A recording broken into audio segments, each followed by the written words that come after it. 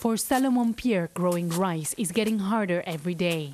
He's a farmer in the Artibonite Valley, Haiti's grain basket, an area that was completely devastated during last year's hurricane season. The last time I ate was this morning.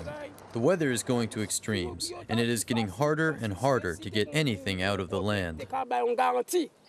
Haiti's agricultural sector is one of the most inefficient in the world. Food security continues to be a serious problem in Haiti, and years of UN intervention have not been able to solve it. A problem that is exacerbated when a hurricane destroys the few crops this country is able to produce. One should also consider that over the last 20 years, Haiti has lost more and more of its agricultural capacity, so recovering it will certainly take time. Last year, people became desperate when the country was hit by 4 consecutive tropical storms.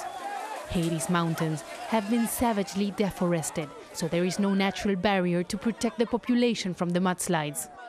In the city of Gonaives, we were able to see long lines of people, desperate trying to get food. Haiti was in a difficult situation to begin with before the storms came along. When you add a couple of big storms or even hard rains, it can really have a devastating effect on the humanitarian situation.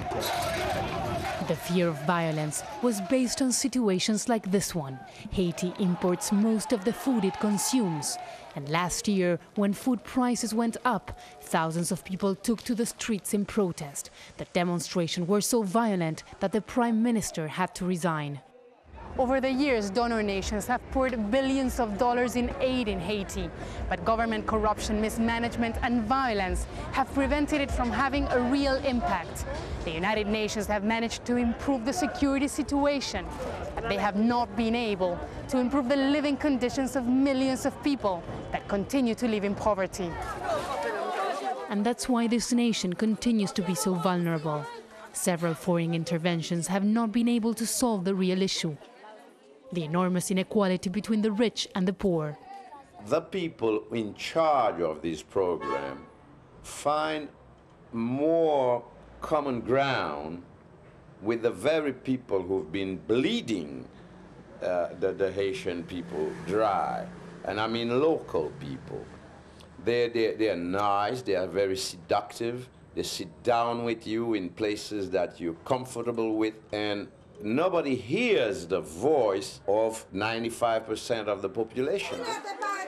In spite of the UN presence since 2004, unemployment, poverty and hunger continue to be part of Haiti's reality. That shows the urgent need to put a plan in place that will finally tackle the issues that prevent Haiti from moving forward. Teresa Bo, Al Jazeera, Haiti.